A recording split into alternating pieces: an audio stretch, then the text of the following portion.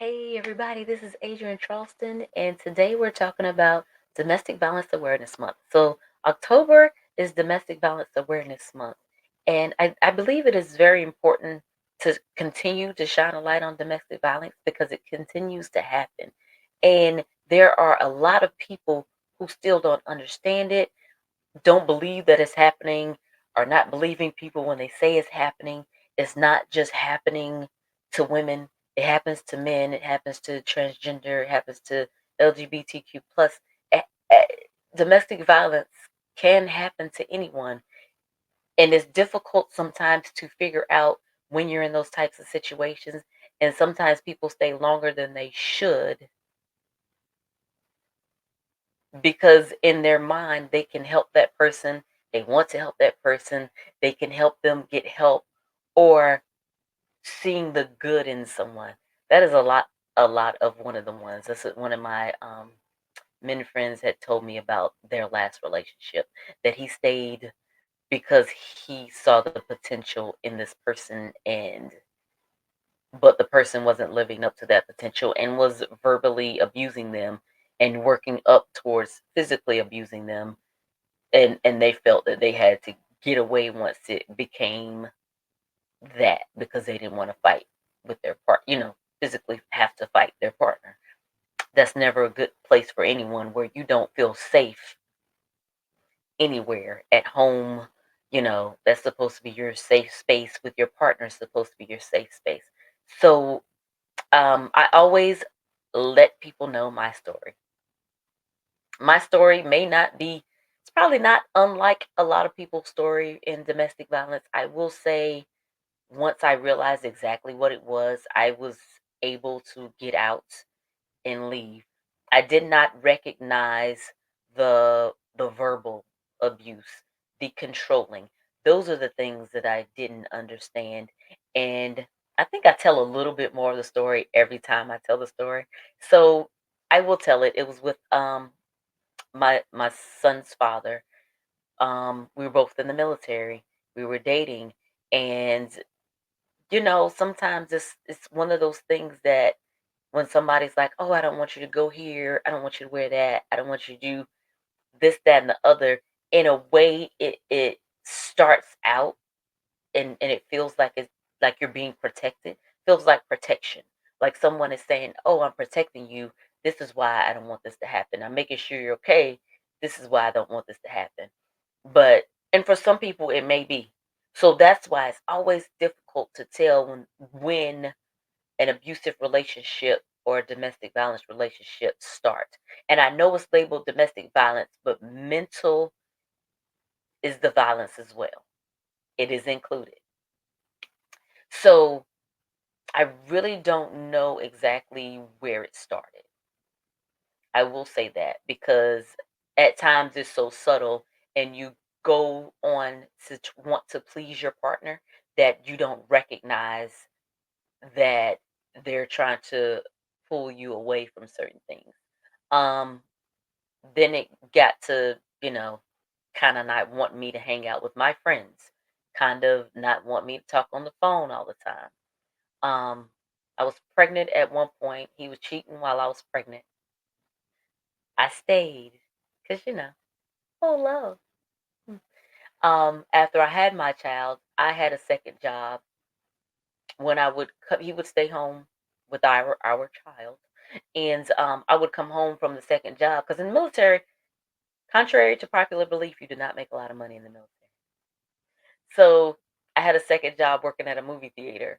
I would come home from the second job and be accused of cheating almost every day. Oh, it took you too long. Well, you don't know how long the movie was, so how do you know how long it took? Because you got to wait for the movie to be over. You got to clean up. Got to lock up. It's a bunch of things you have to do. So it started with that, and then just I remember before my son was born, one Halloween. I love Halloween. I was all dressed up, wanting to get to a contest. He made sure he came up with a reason for us to leave so I couldn't get in the contest. Like little things like that I didn't recognize. And then before this big blow up, one time he had snatched me up for something, and I apologized. I don't remember what it was. This is years and years ago. So I don't remember. And that's why I say it's difficult to find out what is leading up to the domestic violence, because sometimes it seems like it's a good thing or somebody is taking care of you. And then you realize they're working to control you every day, every day. Driving my car, dropping me off. Uh, yeah, just controls every aspect of my life, even while I was in the military. So the big incident happened one day. It was actually my last day at that second job, and I was like, I'm not doing this anymore. And I came home late. Um, I think I did stop. I think we went to get something to eat with some of my coworkers because it was my last day. And he had a problem, and even, and I'm gonna say this, even though I have a smart mouth, and even if you might have a smart mouth, still does not allow somebody to jump on you, to hit you, to abuse you. Does not matter. Okay? And it is not pushing somebody's buttons, because the only button that a human have is the belly button. And if you didn't just go like this, you didn't push a button. People don't have buttons. So you're not doing it. This is who this person is. This is who they are. So we got into an argument. He accused me of cheating once again. And then yeah, I don't remember what I said, but I was tired, and I was tired of him. I was tired of it. I was tired of everything. And the next thing I know, he was on me, choking me. And this was way, I have to preface, this was way back in the day. So we had phones. I had a cordless phone. Cordless phones were the thing. Uh, so I had picked up, uh, no, I didn't have a cordless phone. Then I had a regular phone. I picked up a part of the phone, the handle piece, and started hitting him upside the head because he's choking me. And so I hit him with that piece of the phone. He snatches it out my hand, puts it down, and continues to choke me. So I picked up the big part on the phone and start hitting him with that. And then so he finally stopped. And when I say we fought for a little while, it was a little while. One of my girlfriends had called. She was gonna send her boyfriend over who was an MP. And I was like, don't do that. And I guess the fight could have stopped. My son woke up, he was crying, so he went in there to get him. And I've never been one to back down from a fight. And if we're gonna start fighting, we're not gonna stop till I say we stop. So he went in the room to pick up my son, and before he could pick him up, there's a broom, because we had like regular tile floors in the military housing. So I picked up the broom, I started beating him with the broom. He turned around, snatched it out my hand, threw me up against the wall, was ready to start choking me again. And, again, my son was crying. So he kind of was like, okay, he walked out. So I grabbed my son, went and grabbed a bottle, came back up, locked ourselves in the room. And he's beating on the door. He was like, I got my gun. I'm going to kill myself. Well, you don't talk to me. I'm going to do this. I'm going to do that. I didn't open the door. He didn't break the door down. I didn't open the door. The next morning, I went downstairs. He was asleep on the couch. He drank himself to sleep. I called the barracks to one of his friends, like Erica Badu say, you better call Tyrone. So I called Tyrone, because he's the hero in that song. And so I called him, and I was like, come help him pack. And he was like, what? So two of the friends came over, and they were like, what's going on? I said, he needs some help packing. He was still asleep on the couch. Um, they woke him up. They was like, she said you need some help to pack. And he was still laying on the couch, and they were standing over him, and he looked around them like that and looked at me. And I looked at him, and I was like, you gotta pack. This is my housing. We're not married. The housing is in my name. Military housing is under one, the person's name who lives there. This is my housing. You ain't supposed to be here no ways. So they packed him up, and he left, and that was it. Um, and by it meaning that was it for the relationship. I did not go back. I did not talk to him. He would come visit his son. I would take him to the barracks to visit.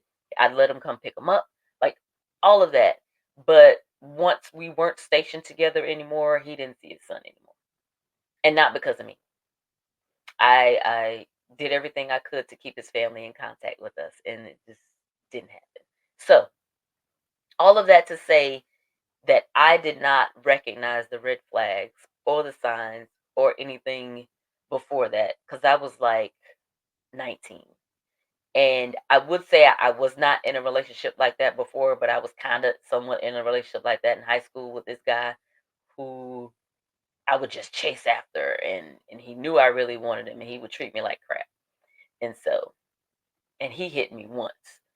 And I will say, and not that everybody gets one time, because now I know the signs, the what to look for and everything. So you're not going to get that one time anymore. But for the people who don't know the signs, it's so for the people who don't know the signs and the people who don't understand domestic violence, I wrote something because it was really heavy on my mind the other day. So I wrote this out. So I'm sorry. I'm gonna have to read. Um because this is what I was thinking of at the moment. And I was thinking of this because I just had a friend, two friends come out of one was I think both of them were kind of like narcissistic abusive relationships. And then on social media I had been seeing people getting out of actually hands physical and mental abusive relationships. And it's just been going on a lot, even with clients. I've just had it around a lot, and it was weighing heavy on me, which is why I wanted to do this video as well. But one day I just sat and wrote down to try to help people understand how people get into these things and not realize it, and sometimes still want to stay. So what I wrote is, you know how when you pop a child's hand and they immediately want to hug you, it's like they want you to not be mad anymore. And the pop hurt, didn't hurt their little hand, but it kind of did, but it was their feelings that got hurt more so. And they want you to see how they can make it better for you to not be upset with them. And I don't know if that resonates with you all, because if you have children, you pop their hand, they're like, "Ah," and they run to you to hug you to try to make it better. That's kind of like domestic violence. Like the person tries to smack your hand, punish you, talk down to you, so you can come to them and be like, no, I can do better. I can be good. I can be a good child. And if you were abused as a child, sometimes it makes you more susceptible because you know the pattern and it's easier to fall back into it. And it's when you constantly have to prove the next thing, the next thing, the next thing to your partner about who you are, and that you can love them throughout, is when like the abuse gets worse. Always starts out, most of the time starts out verbal, then goes into the physical. So um now think of this as an adult. Your partner is disappointed or upset with you, and you just want them not to be mad anymore. You want to do whatever you can to make them feel better and no longer upset with you. The more this happens, the more you try to please them, then it turns into trying to make them happy. All while their disappointment has turned into calling you names, hits start coming, and you just want them to be happy. And uh-oh. See, I'm reading this far away and I don't have my glasses. And you do everything in your power to make them happy, only to be met with, you disrespected me, you don't love me, wear this. I say you I say you look at that other person, nobody else is going to do what? No, nobody else is going to want you. And so you try harder to make them happy. With each insult, with each put down, with each hit, you've lost yourself. And if a glimmer of who you used to be comes out, they will hurry to get it out of you. Being stuck in this pattern is a different place to be, even if you know the facts, even if you know it's not going to get any better. You are loving someone more than yourself that has not even learned to love themselves. It is like an addiction. You are addicted to the dribs and drabs of the semblance of love that they give you in between the abuse. And just like any other drug, it can take a while to come off of it. but you can do it. Maybe not today, maybe not tomorrow, but it can be done. Many like to talk about strength and being a strong person. During these times you feel as if you aren't strong enough. If you are strong enough to endure the abuse, you are strong enough to leave the relationship. Work on your support system, make a plan, and execute that plan as safe as possible. So that's what I wrote just because, like I said, I had to write everything out to be able to get it all out. Domestic violence, people who commit domestic violence, you know how they say hurt people. You're not going to be the one to save them because if they're abusing you, there's something within them that they don't like about you. And I said that right. There's something in them that they don't like about you. There's not something in you that they don't like. It's something in them that they don't like. And you bring it out. And people always say, well, I'm going to stay to help them. You can't stay to help them because they're not going to heal where they've been allowed to continue with what they're doing. And I know that sounds harsh when I say where they've been allowed, because as soon as the first hit is allowed and the second is going to come, and yes, they're going to apologize. Some people may even cry. Some people may say, I'm going to get help and show you. Ooh, I'm going to get a therapist. And then never go. They say all these things just to keep you right where you are. But like I said, like I wrote that down. I wrote that down. That was smooth. I like it. Just like I wrote, if you are strong enough to endure the abuse, you are strong enough to leave that person because they are not going to change. And people say, oh, people change. They absolutely do. But guess what? They're not going to do? They're not going to change with you. They're not going to change while y'all are together. They're going to change maybe because you left. And if you go back, they still might go back to the same pattern because they can. So even if they are with somebody else and they're a better person and they're not doing this to them and all this other stuff, they weren't going to change with you.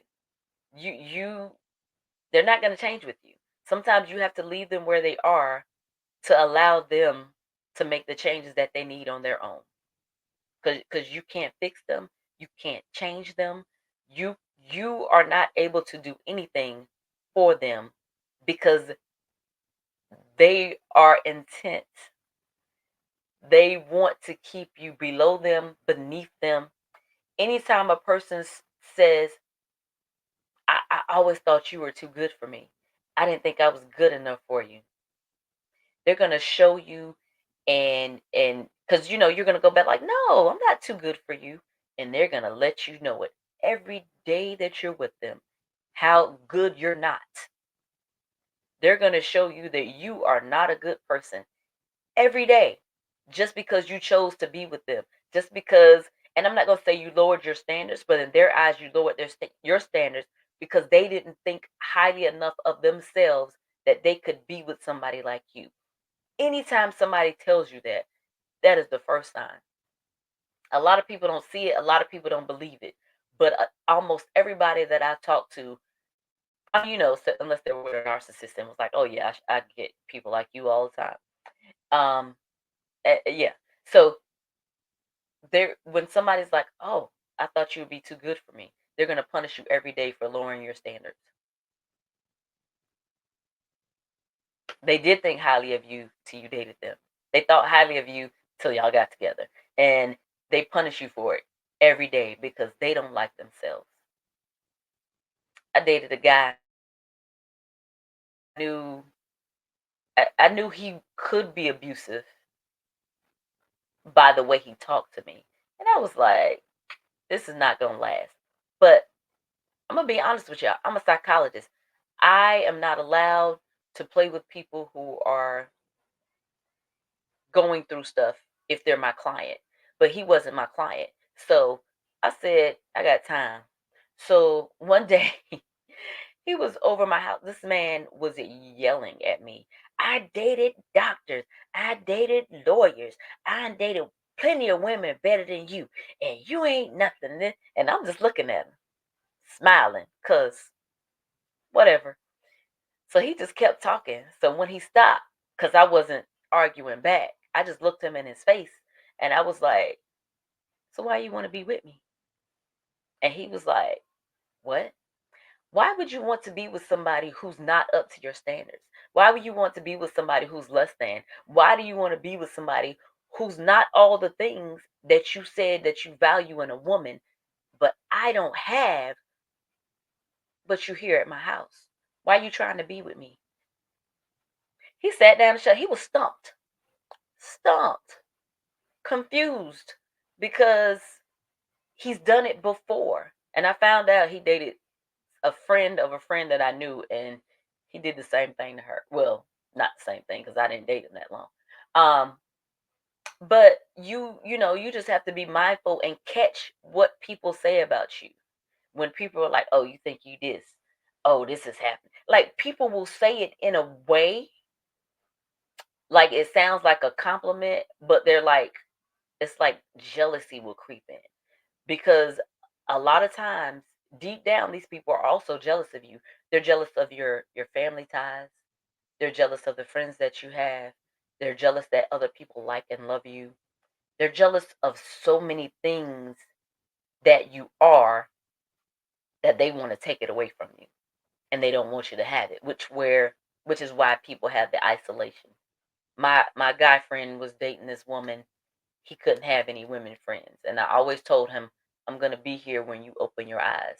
I would talk to him about it.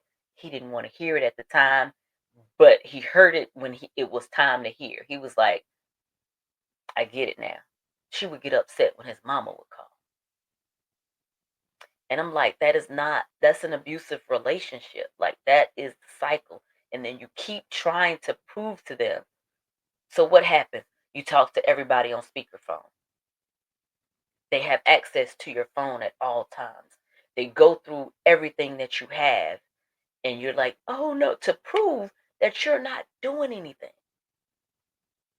And they still accuse you. They still berate you. They still put you down. They still say things to you that you know aren't true about you. So be aware. Talk to your friends. And that's the other thing. I was about to go, but I just thought about it. The other thing is don't date in a bubble. And by that, I mean have friends that are truly your friends that will tell you the truth. Because a lot of people, and I will say men, because that's what I hear from a lot, um, from the women that I see and friends and stuff. Um, there's a saying that some men say, and it's like, well, you listening to your single bitter friends, they don't know how relationships supposed to be, and this, that, and the other. They do. They know that you're not supposed to be calling me a B every day. They know you're not supposed to be calling me out my name. They know that you're not supposed to be disrespecting me. They know that every time I try to leave the house, you start an argument. So, yeah, your friends do know, but they're gonna use that as in, oh, they're single and bitter. No, they're probably happy, single, and at peace because nobody's telling them what to do and controlling their every move.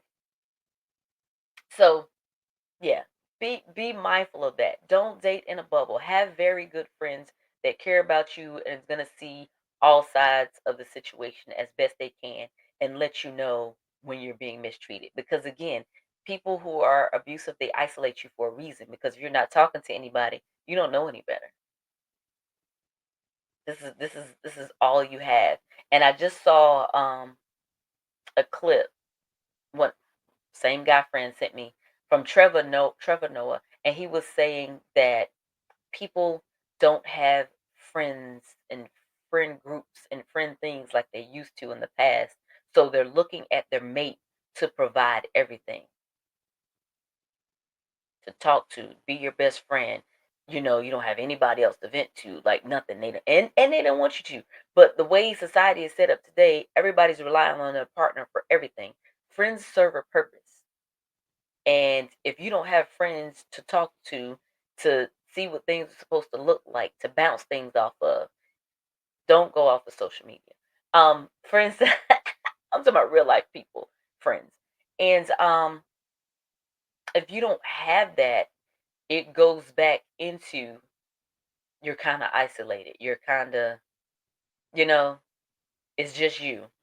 And if you're with this person, they're telling you this is how things are supposed to go. In your mind, that's how things are supposed to go. And it's not how things are supposed to be. If somebody loves you, they won't disrespect you. And I say disrespect in a different way because I know in the thing that I read, you know, that's one of the things that a lot of abusers will say. You disrespected me by walking in looking like that. Like it's little stuff. But like when I say disrespect, I mean calling you out your name, treating you poorly, putting their hands on you. Love doesn't hurt. And if you feel better when you're not around them than when you're with them, it's probably another indication as well. So, yeah, I think that's all I'm going to say about Domestic Violence Awareness Month. Just take care of yourself, be aware of who you're with. Um, and always, in everything, I always say talk to a therapist, talk to somebody about what's going on with you, about how you're feeling, because sometimes you have to know that what you're thinking is okay. Because another thing, I know I keep saying, and another thing abusers will do will have you feeling or thinking that your thinking is faulty, that you're wrong about a lot of things, and you don't understand the world or life. So be mindful of that too. So, and they're not going to want you to have a therapist.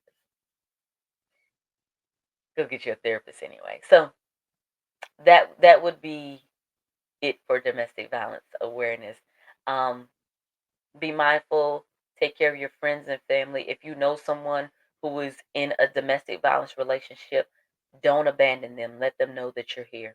Let them know that you're gonna be here no matter how many times they try to leave and go back. Let them know because once they feel they don't have support, they really feel stuck and will not try again. Sometimes it takes a few times to leave for good. That's just the nature of it, the nature of the drug of domestic violence. Because when it's good, it's great. And that's the highs of it. And people stick in for the next high instead of, you know, hoping that they can survive the next low. So, yeah. All right. I think I'm done for real this time. So, thank y'all for watching. This broadcast is sponsored by butterflyflow.life, which is a store. You go to that store, you can get you some nice shirts, some books, some bathing suits, some planners, calendars, all that good stuff. And I might be talking to you again next month. We'll see. So thank you as always for watching. And this is Adrienne Charleston of Butterfly Flow. Have a great one.